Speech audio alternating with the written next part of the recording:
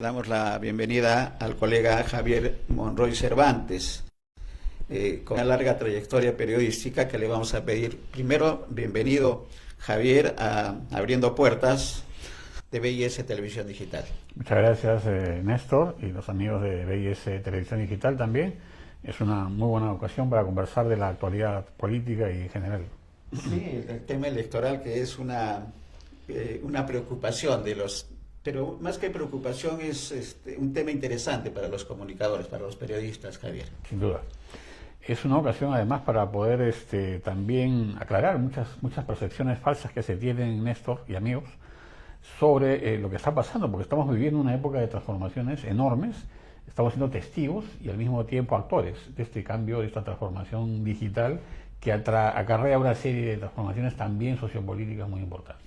Claro, y estoy recordando una etapa para pedirte un poco que cuentes a nuestros amigos, los periodistas de antes de la televisión a colores y quienes estamos en la actualidad con la televisión digital ubican muy bien a Javier, pero le vamos a pedir un poco esa reflexión de cómo es que con el COVID, con esta epidemia, el adelanto tecnológico en televisión ha sido fabuloso, lo que nos permite estar en televisión digital en este momento, pero cómo era el periodismo en una época, por ejemplo, Javier, cuando has asumido no una en varias oportunidades la jefatura de prensa del Congreso de la República. Bueno, ya tenemos más casi un cuarto de siglo con el tema de la transformación digital, ¿no?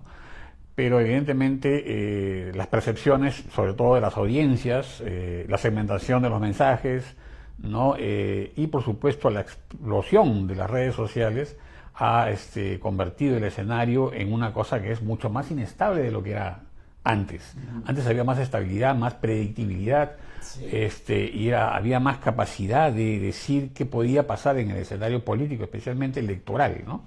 Y eso ha cambiado porque, como yo digo cuando me preguntan, estamos pues en esta transformación digital que acarrea una serie de cuestionamientos sobre las certidumbres que había antes, que los públicos tenían, y que el fenómeno de Internet asociado justamente a la dinámica de las redes sociales ha hecho que esas percepciones y esas certidumbres estallen por los cielos, ¿no? Entonces, y eso, digamos, acarrea también una falta de bases y de fundamentos para que la gente, por ejemplo, en un contexto electoral, pueda tener un voto informado, ¿no? Precisamente por la crisis de representación que también vivimos. Correcto, y un tema, un escenario es el escenario periodístico, Javier, ¿no es cierto?, de cómo es que ha habido la evolución positiva del concepto tecnológico, pero también ha habido un cambio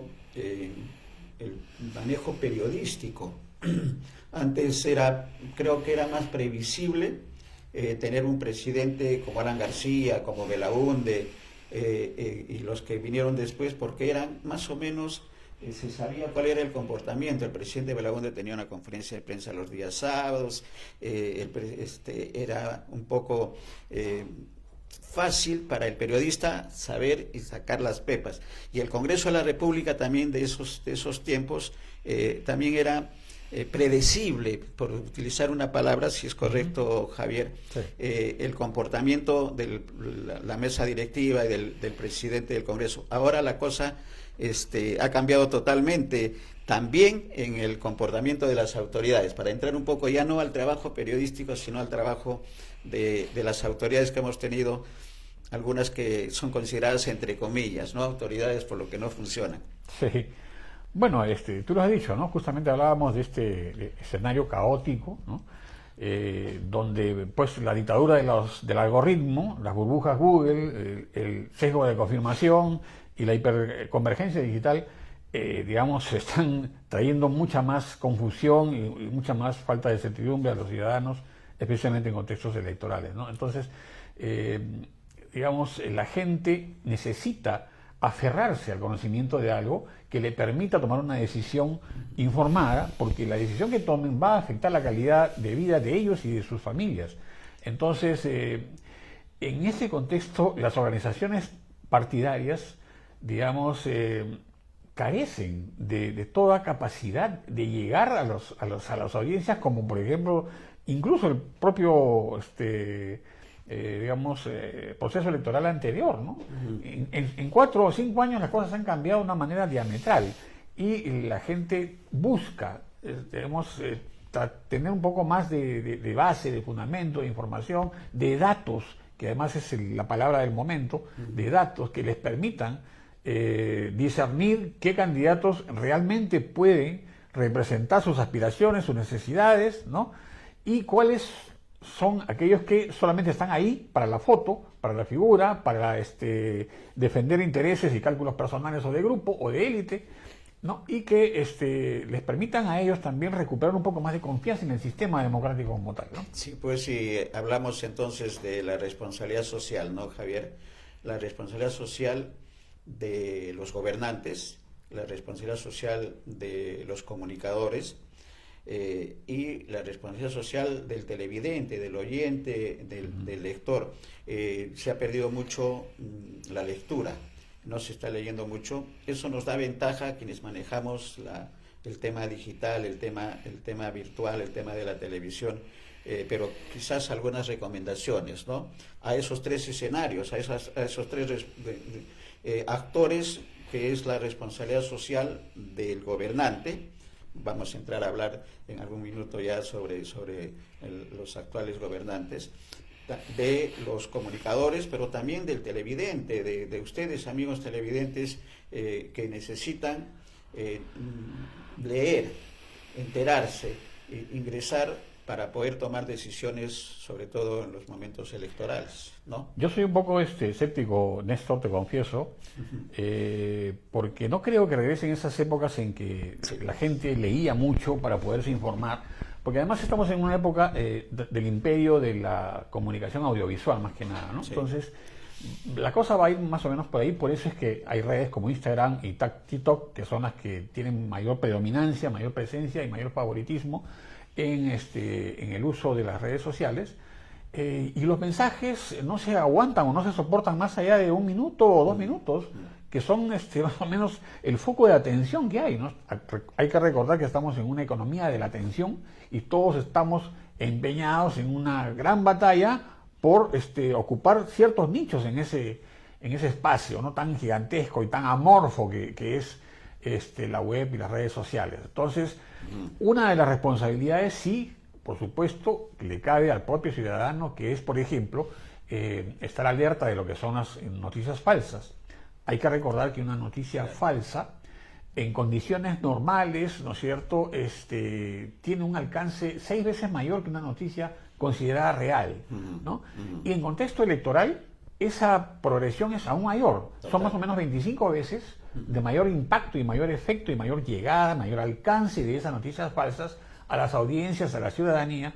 Entonces, la gente, con base en esa información falsa, toma decisiones que van a afectar su vida. Por lo tanto, también le cabe al ciudadano estar alerta, por ejemplo, recurrir a algún mecanismo de verificación y de confirmación de noticias. Cruzar información para no ser engañado. Ahora, ojo también con esto, cierto pesimismo que guardo yo, y tiene que ver mucho con la era de la posverdad, es decir, donde la verdad, como la conocíamos todos antes, una verdad absolutamente neutral, esa verdad ya no existe más. Ahora existe multiplicidad de verdades. Sí. Cada uno tiene una verdad y la defienden las redes sociales, que son la nueva forma en que las tribus humanas desatan su natural vocación por la guerra. Entonces, estamos hablando de un contexto muy complicado, muy peligroso, muy riesgoso. Por lo tanto, las noticias falsas, digamos, tienen una presencia permanente. ¿Y a dónde va mi pesimismo? Que mucha gente sabe que esas noticias son falsas y aún así las creen y las siguen y las multiplican y se convierten en, digamos, canales de amplificadores de esa información falsa, sabiendo aún que es falsa. ¿Por qué? Porque esto tiene mucho que ver con el llamado sesgo de confirmación, que no es otra cosa, claro, que la tendencia o la predisposición que uno tiene para prestar atención solamente a las noticias que tienen que ver con sus propias creencias, con sus propios, con su propia doctrina, ¿no es cierto?, y sus propios paradigmas. Entonces, ese sesgo hace que la verdad como tal quede completamente oscurecida y aplastada por el peso del tráfico digital y las redes sociales, ¿no? Sí, y lo cierto también en ese escenario, Javier, es que la legislación, no hay legislación todavía para sancionar a los fake news. Tiene que darse, porque ha sido el avance tan rápido que no se ha legislado todavía. Lo decía Antonio Solá en la entrevista que tuvimos, que en un medio de comunicación de señal abierta, si hay un ataque, una mentira, un insulto, de inmediato es pasible el autor de este hecho de ser enjuiciado, ¿no es cierto? Pero en las redes sociales no. Entonces, qué gran responsabilidad de los comunicadores. Ahora, todos los comunicadores no están presentes y no hay la cantidad suficiente para buscar la verdad dentro de las verdades, ¿no es cierto? Entonces, la responsabilidad, y lo decimos nosotros siempre, Javier, es de nuestros televidentes que puedan lograr determinar qué es lo bueno y lo malo en lo que están recibiendo y darle los correctivos necesarios. Yo sí creo, y yo soy optimista, en que no se va a poder cambiar lo que está ocurriendo, pero sí creo que a nivel de la familia, y Japón lo está haciendo, inculcar a los niños hasta antes de que vayan al colegio, y luego cuando estén en el colegio por lo menos que lean, pero eso ya forma parte de la responsabilidad de la familia, del papá, de la mamá. Hay mucho por hacer y eso forma parte de nuestro sistema educativo, que es una desgracia actualmente, pero eso lo vamos a ir viendo más adelante. Un comentario sobre este papel de la familia, Javier. Bueno, sigue siendo fundamental, ¿no? Por más que haya variaciones y transformaciones digitales o digamos de plataformas, canales noticiosos o lo que fuere, digamos el papel central de la familia, eso no va a variar, porque hay una figura rectora, ¿no? Que es básicamente la pareja o quienes forman la familia, de diseñar justamente la hoja de ruta que los hijos y quienes conformen la familia tienen que seguir para poder desarrollar y formar su propia personalidad luego, para que puedan tomar sus propias decisiones. Pero el fundamento base de la educación y de la familia, eso no va a ser reemplazado por la inteligencia artificial, que además es otro de los grandes temas que no tienen cómo definirse.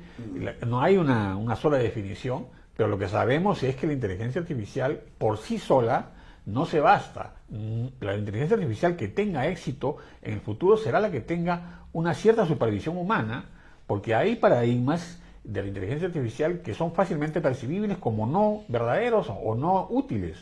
Y uno ya es capaz de notar y de entender cómo la inteligencia artificial trabaja y produce contenidos para influenciar en tu toma de decisiones. Y uno se da cuenta cuando provienen justamente las imágenes, por ejemplo, los videos, uno sabe ya más o menos, ¿no?, diferenciar si esto proviene o no de la inteligencia artificial o proviene de una fuente original humana, ¿no? Sí, pues, y ahí entramos a un terreno que los comunicadores lo conocemos muy bien, que es la semiótica, ¿no? Correcto. La semiótica tendremos que renovar. Me estoy recordando a Desiderio Blanco, un excelente profesor que lo tuvimos en San Marcos y luego en la Universidad de Lima, que hablaba sobre hace 40 años, Javier, un poquito más, de la semiótica y de la necesidad de identificar lo que ahora está en la agenda de la inteligencia artificial y de la comunicación.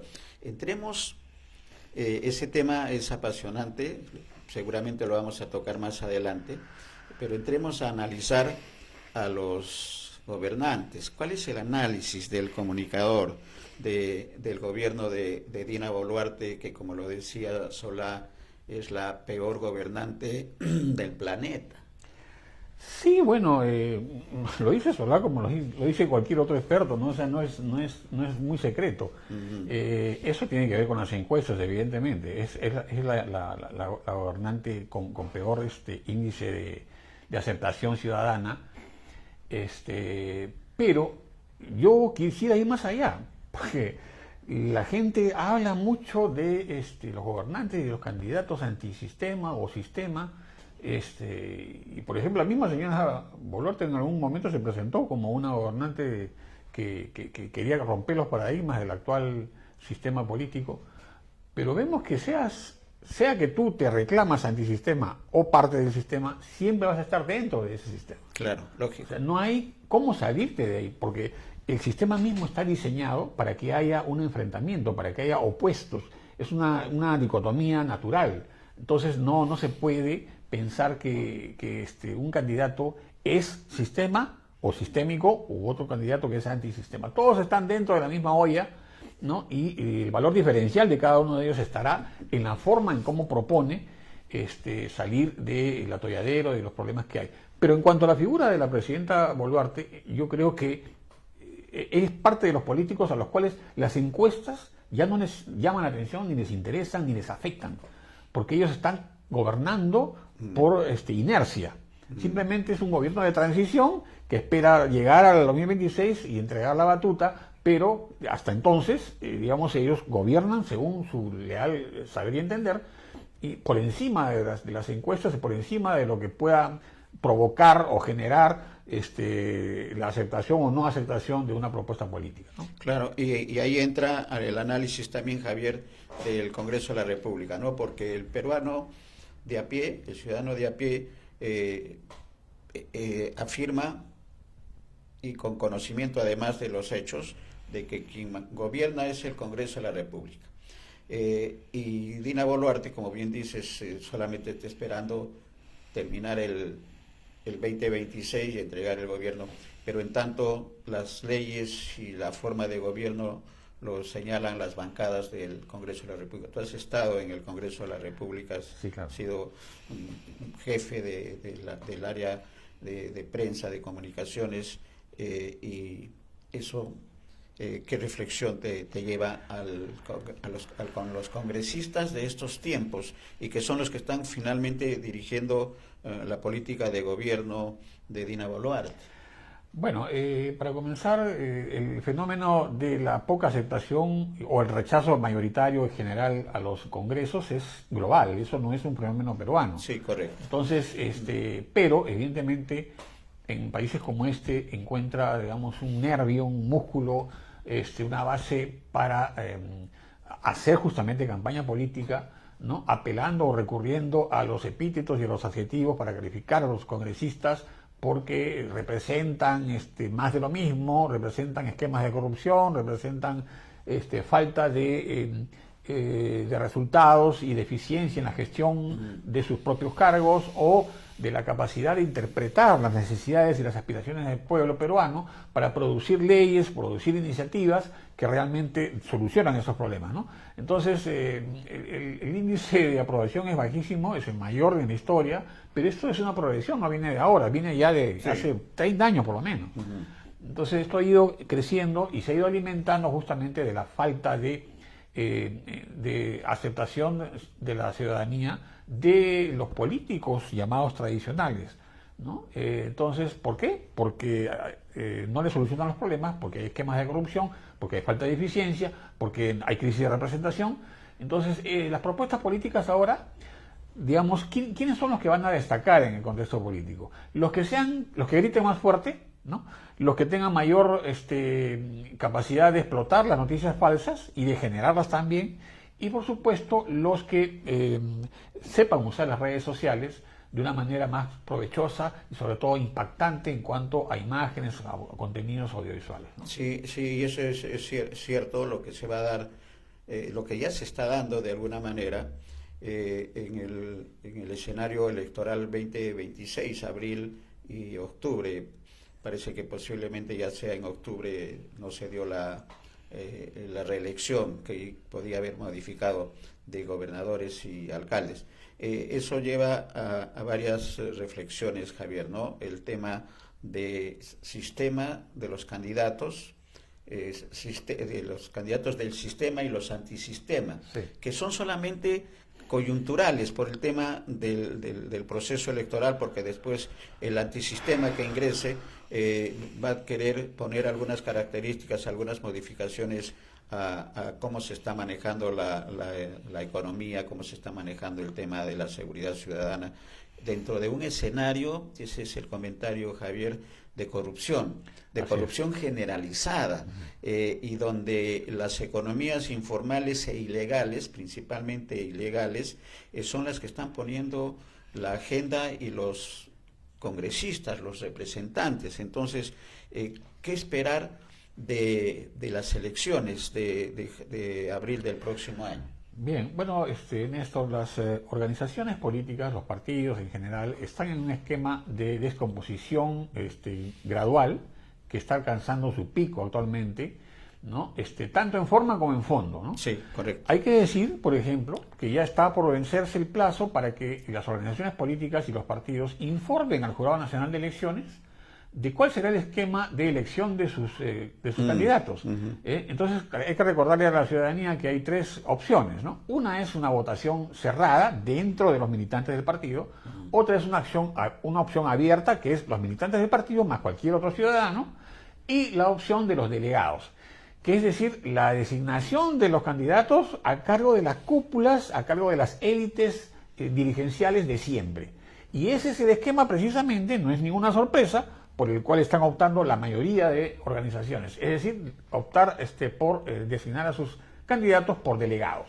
Son los delegados, un club de amigos, ¿no?, los que hacen que el candidato sea designado y salga a la palestra a luchar con los otros candidatos. Pero esto es una muestra, un ejemplo palpable de cómo las organizaciones políticas están tan distanciadas de sus militantes de base, los que tienen militantes de base, y de, llevar la representación o la capacidad de convocatoria, que es absolutamente nula.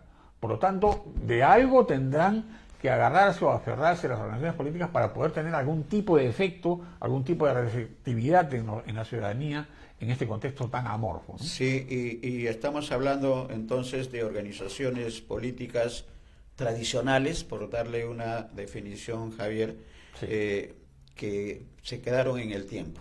Sí, claro. Se quedaron en el tiempo y las nuevas organizaciones políticas están en formación, lo entendemos eso por la experiencia de los procesos electorales que hemos seguido como comunicadores, como periodistas, y estos partidos políticos actuales que están en el Congreso de la República, la gran mayoría, si no todos, van a ser castigados, es mi apreciación, y quisiera tu comentario, en las urnas, porque de todas maneras hay un avance de educación electoral de los electores, de los ciudadanos, de estos últimos tiempos.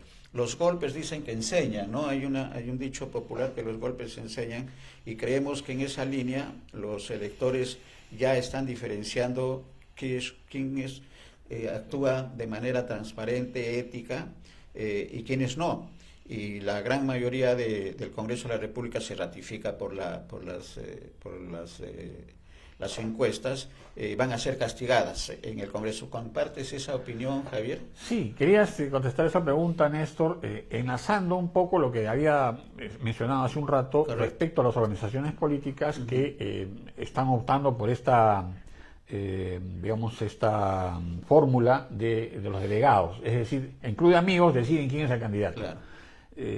Organizaciones como Fuerza Popular, Acción Popular y todas las que se denominan populares es exactamente lo menos que tienen. O sea, ¿cómo llamándote popular decides no darle la posibilidad a tus militantes o a los electores de base de tomar una decisión tan importante como designar un candidato?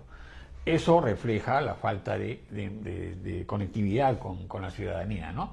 Y ojo, la opción de asumir o de designar a los candidatos, por ejemplo, por fórmula de militantes, un militante un voto, exigía que cumplas el 10% del padrón. Es decir, por ejemplo, Acción Popular tiene 280.000 militantes. Tendría que haber asegurado que 28.000 de ellos acudan a las urnas. Y cuando les preguntas a los líderes de esos partidos, dicen, no, nosotros no nos arriesgamos. Tenemos un poco de temor en eso, porque no tienen capacidad de convocatoria de sus propios militantes. Correcto. ¿Cómo pretenden entonces tener el voto ciudadano, ¿no? Entonces, eso, por ejemplo. Keiko Fujimori de Fuerza Popular dice que ella no se cierra a que pueda haber otro candidato de transacción dentro de ese partido en asociación con otros. López Aliaga, el famoso Porqui, dice que él confía en una alianza de derechas, ¿no?, que sea viable y que sea vendible como oferta electoral al pueblo. Y ahí tienes también el esquema de las izquierdas, que como siempre están absolutamente fragmentadas, atomizadas, porque ni siquiera ellos son capaces de definir qué cosa es de izquierda en el año 2025, justamente por una falta de definición ideológica y un vacío de contenido. Entonces tenemos un esquema bastante confuso.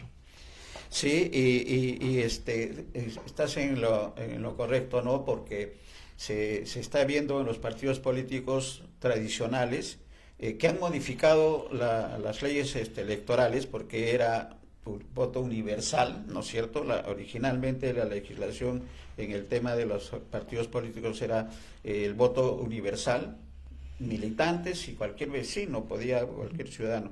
Lo han ido modificando porque son cascarones en muchos de los casos, y no tienen la representación, y lo popular se queda solamente en la definición del partido político. El pragmatismo creo que se está imponiendo en estos tiempos, y decíamos que los partidos políticos, no estos partidos políticos, sino los que están en formación, tienen mucho que ver el tema del pragmatismo, porque además, como tú bien dices, ahora un mensaje de 60 minutos, de 60 segundos no es posible. Si hablamos de TikTok, un mensaje que tenga objetivos, si hablamos en el tema electoral, 20 segundos, 25 segundos van a ser suficientes. Entonces, esa tarea que se viene es sumamente importante en el proceso electoral. Completamente, Néstor, ¿no? Y amigos. La ciudadanía tiene que tener también sentido de responsabilidad y no, digamos, salir a criticar al propio sistema. No, ellos también son parte del sistema porque son actores, son los que van a elegir a las autoridades. Ahora también, no es cierto cuando mucha gente dice, bueno, ese es el gobernante que tenemos porque tú lo escogiste, tú fuiste a las urnas y optaste por él. Sí, es cierto, pero también es cierto que todo eso proviene de un paquete precocinado que te presenta el Jurado Nacional de Elecciones dentro del paquete de partidos. Es decir, la transformación, la modificación de fondo que tendría que hacerse es de orden constitucional para hacer justamente que mayores posibilidades de ciudadanos que representen ciertos sectores que muchas veces están postergados tengan la posibilidad de actuar en procesos electorales y no simplemente con estos límites o limitaciones que pone el Jurado Nacional de Elecciones para la formulación de propuestas electorales y de organizaciones partidarias. Correcto. Mira, y nos está enviando una comunicación Javier Helguera, que dice tu tocayo, dice, yo soy joven, ¿cuál es el papel de los jóvenes en el proceso electoral del 2026? Y si pueden hacer una precisión de cómo combatir la corrupción en nuestro país. Una pregunta complicada, amplia, pero sí se puede tocar. Sin duda. Yo quisiera aquí salir en defensa de los jóvenes, porque muchas veces se dice, bueno, claro, los jóvenes ahora no leen, no se informan bien, y además son muy superfluos, muy vacíos, ¿no? Muy suaves en muchas cosas, pero duros en otras. Los jóvenes son también víctimas de lo que está pasando en esta transformación del sistema. Sí, totalmente. Pero evidentemente encarnan la esperanza y la fe que se tiene en que no se pierda por completo lo ya ganado dentro del posicionamiento del sistema democrático como tal. Javier, y hay permíteme una interrupción sobre los jóvenes. Las encuestas señalan que los jóvenes creen más en la democracia que los mayores de 35 años. O sea, ¿qué lectura? Hay un desencanto de los jóvenes con respecto a la democracia actual como está. Sí. ¿No es cierto? Pero sí creen en la democracia, que lo que no ocurre con los mayores de 35 años, los pesimistas que dicen, no, esto no da para más, estamos en la corrupción y esto no se va a cambiar. Los jóvenes todavía creen en la democracia. Sí, claro. La interpretación de eso es justamente como diciéndonos a los que tenemos un poco más de 30 años o de 40, ¿no? Diciéndonos, bueno, son ustedes los que no han sabido hacer bien las cosas dentro del sistema democrático y somos nosotros los que vamos a salir a reparar, a corregir y a enmendar lo que ustedes hicieron mal o no supieron gestionar bien. Por lo tanto, ese es el fundamento de su propia confianza y su fe en que el sistema democrático funciona aún. Y cuando yo decía que salgo en defensa de ellos, no es solamente por el tema de que no leen como leíamos nosotros, no, sí, correcto, sino que ellos también son parte de esta transformación, como les digo, de paradigmas, ¿no? De conversión de interpretaciones, de mecanismos y de canales de información y de educación que existe actualmente, ¿no? Y evidentemente son los jóvenes los que van a tomar la batuta para corregir las cosas totalmente. Y salir como protagonistas en un esquema completamente en que la humanidad está recién asentándose, ¿no? Para tratar de entender y tratar de encajar dentro de estas transformaciones para no quedar fuera de la foto y del escenario, ¿no? Claro, y acá me permites hacer un comentario sobre este tema. Hay organizaciones y creo que nosotros como comunicadores podemos promover en el Perú. Hay una fundación, Liderar con Sentido Común, que la dirige Antonio Solá. Pero además hay una escuela política, Fratelli Tutti, en Italia, y que fue apadrinada y auspiciada por el Papa Francisco.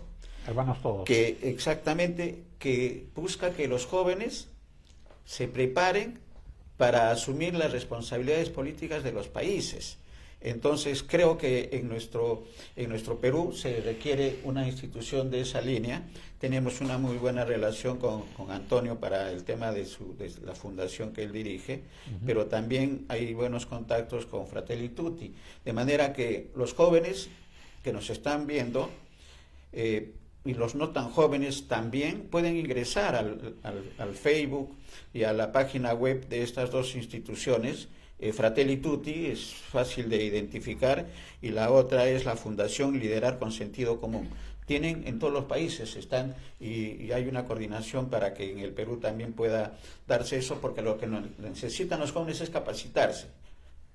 Creen en la democracia y son los que además tienen que asumir en poco tiempo la responsabilidad de dirigir los países. Entonces claro, hay un trabajo con los jóvenes. Yo quiero también recuperar y resaltar la entrevista que le hiciste hace un rato al embajador Álvarez Vita, muy interesante, y hay que recordarles a los jóvenes que más allá de buscar comparaciones directas con su antecesor, con el Papa Francisco, claro, más bien traten de averiguar por qué el actual Papa se llama León XIV. No 14, como por ahí escuché, León XIV como se tiene que llamar. Claro. ¿De dónde viene? Hay que recordar que el antecesor en nombre del actual Papa fue León XIII, que en el año 1891 saca la encíclica Rerum Novarum, de las cosas nuevas en latín, que se refería un poco a la respuesta de la Iglesia y del papado respecto a, las renovaciones tecnológicas, ¿no? El mercado del trabajo, la revolución industrial. Entonces, justicia social de estos tiempos. Entonces, él fue el primer papa que saca esta encíclica como representación y defensa de la justicia social, de la posibilidad de que los trabajadores, por ejemplo, se organicen en sindicatos, en uniones, ¿no? Y siempre respetando, eso sí, la propiedad privada, que eso fue una de las defensas que hizo también León XIII, ¿no? Entonces hay que tomar en cuenta ese antecedente. Lo cierto, Javier y amigos televidentes, es que nada es casual. Y el Papa, nuestro compatriota, el actual León XIV, buscó, seguramente lo ha tenido en su mente, en Chiclayo, seguramente en algún momento ha tenido contacto con la encíclica y con el nombre, ya lo tenía y se ha dado. Son las cosas que no son casuales, pero que se dan y ya lo tenemos. Tú estás haciendo la referencia de la encíclica, que también lo dijo en su momento el embajador, pero vale la pena reiterar que en los casos de religión, en los casos pragmáticos, es importante no olvidar que somos no seres humanos individuales, sino somos seres humanos de naturaleza colectiva, de naturaleza de grupo. O sea, la familia, el barrio, el distrito, la provincia, etcétera, hasta llegar al país. Y creo que esa debe ser la responsabilidad de estos tiempos. Somos seres sociales. Somos eminentemente sociales, y los medios de comunicación tienen un papel importante.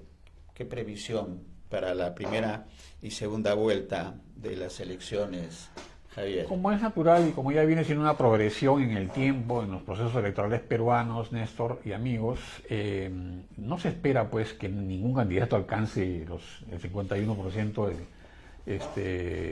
el 50% de la mayoría, como se dice simple. ¿No? Así es. Eso no se va a poder porque evidentemente pues hay una fragmentación enorme, una atomización de las propuestas políticas y lo que evidentemente eso obliga pues a las organizaciones a un esquema de entendimiento, de negociación, de transacción, de que haya mutuas sesiones. Y, por ejemplo, es interesante, he escuchado por ahí algunas propuestas, incluso de partidos que provienen de la izquierda originalmente, pero que en su reflexión dicen, si nosotros queremos tener alguna posibilidad, vamos a tener que aliarnos incluso con partidos de centro de derecha o de derecha, porque los que traigan la solución a los grandes problemas de la República no estará en una facción o en otra, sino en la confluencia de ambas facciones, ¿no? Para que se pueda sacar una solución de transacción y pueda haber una posibilidad de reforzar el esquema democrático. Sí, ¿no? pues una conclusión es que derecha e izquierda también ya son palabras obsoletas sí. En estos tiempos, y lo que se está imponiendo y con lo que debe imponerse es el pragmatismo. El pragmatismo, ¿cuál es la situación? Claro. ¿Cuál es la situación de nuestro país? Creo que el camino lo ha fijado el Papa Francisco y lo está fijando también su sucesor, que es el Papa León XIV, que es el tema del humanismo, ¿no? El humanismo con justicia social, con la mejor distribución de la riqueza que se ha dado y que en nuestro país está en peligro, decía un titular de un periódico, el 30% de la población de caer en pobreza. Ya están en pobreza. Ya hay un tercio de la población en pobreza y la extrema pobreza es el 20%.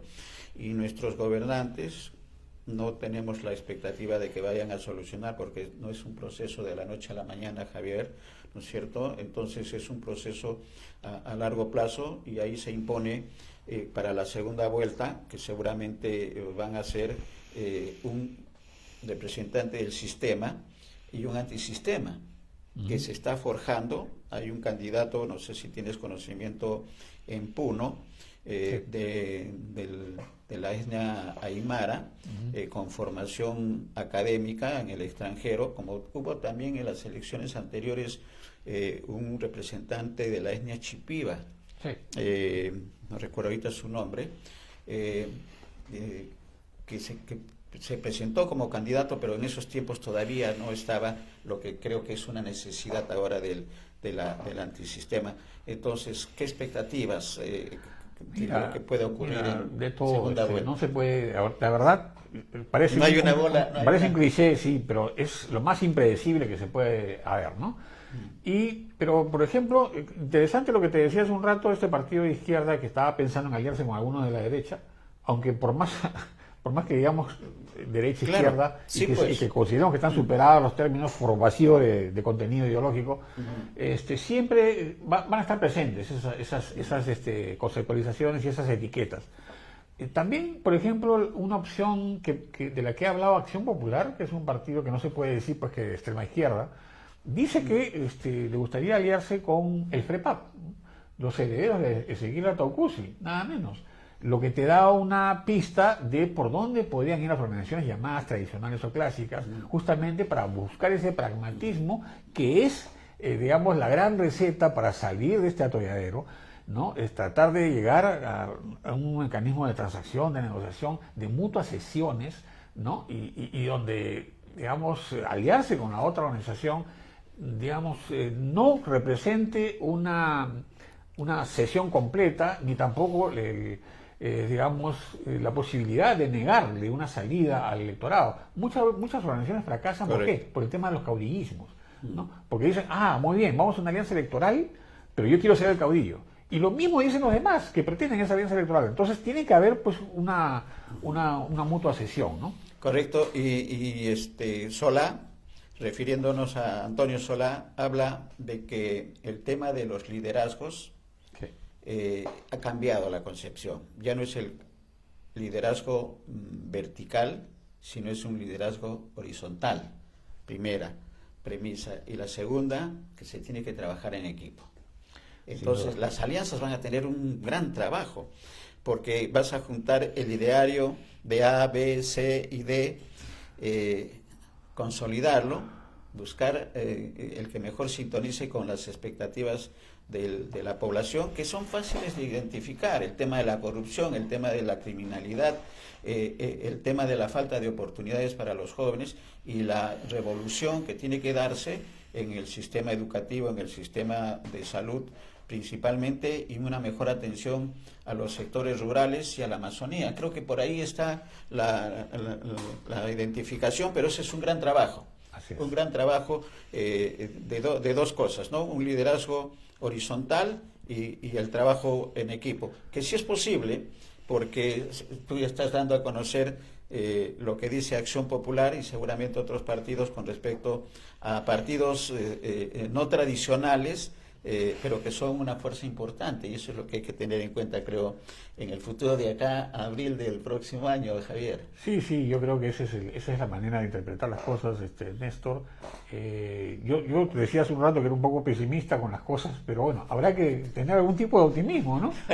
No, al final, si no, apagamos la luz y nos vamos. Claro, al final yo leía a alguien que decía, el pesimismo no existe, lo que existe es tu estado de ánimo frente a una situación, pero que, como en el túnel, al final hay una luz en el camino, y eso que se llama optimismo, ¿no es cierto? Esperemos que esa luz sea de esperanza y no de un tren que viene para encontrarse contigo en el túnel. Claro, esperemos que no, esperemos que no, porque va a depender de cada uno de nosotros, y esa es responsabilidad de quienes somos comunicadores, que tenemos algo de experiencia y conocimiento, y tenemos además la posibilidad de estar frente a un medio de comunicación, y esa es una responsabilidad social. Y ustedes, amigos televidentes, que tienen que tener también su opinión definida, sobre todo en circunstancias tan difíciles como es el acto electoral. Y hay una vigilancia ciudadana que nos está dando, que también se tiene que dar en su momento, para que los gobernantes, a quienes elijamos, ¿no, Javier? A quienes elijamos no hagan lo que quieran, como está ocurriendo ahora.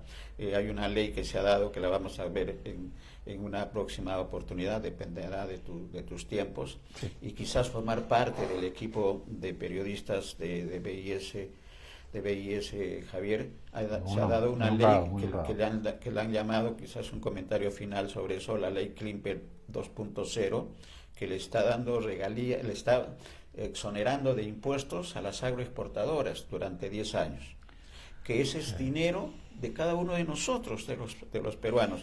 Pero esta ley Klimper, estamos hablando de Fuerza Popular, el fujimorismo la ha dado, ya está aprobada, no sé en qué situación está, no tengo la información completa, pero esos son los despropósitos a los cuales los ciudadanos tienen derecho a exigir. ¿Por qué estás tomando una decisión en contra de los intereses de todos los peruanos, y no beneficiando a un grupo y enriqueciendo más a un grupo de agroexportadores que además tienen ganancias importantes? Y los contratos, yo he estado en Ica y conozco la realidad de los trabajadores temporales de las agroexportadoras, que ganan menos de 1.000 soles mensuales, y eso creo que forma parte de la justicia social que tiene que darse con el nuevo escenario electoral. Esperemos que sí, el optimismo lo compartimos finalmente, Javier, de cambios necesarios y urgentes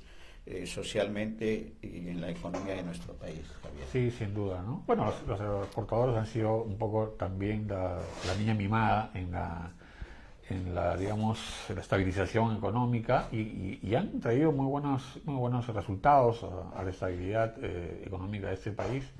Pero también ese tipo de medidas como las que estamos viendo en el Congreso son las que distancian, pues, a los legisladores y a los políticos en general de la ciudadanía, de lo que se pueda esperar, y eso te demuestra también que, por más que tienen los índices de percepción negativos, con ese tipo de medidas terminan diciendo no nos importa. O sea, sí, nosotros aprobamos las cosas que creemos convenientes y ahí está, listo. La impunidad, ¿no? Así es, ¿no? Bueno, tenemos temas para conversar. Gracias, Javier, por la oportunidad, por esta primera oportunidad de conversar. Vamos a seguir seguramente en el transcurso del tiempo, teniéndote no solamente como invitado, sino como parte del Bien, equipo. muchas gracias. Gracias, Javier.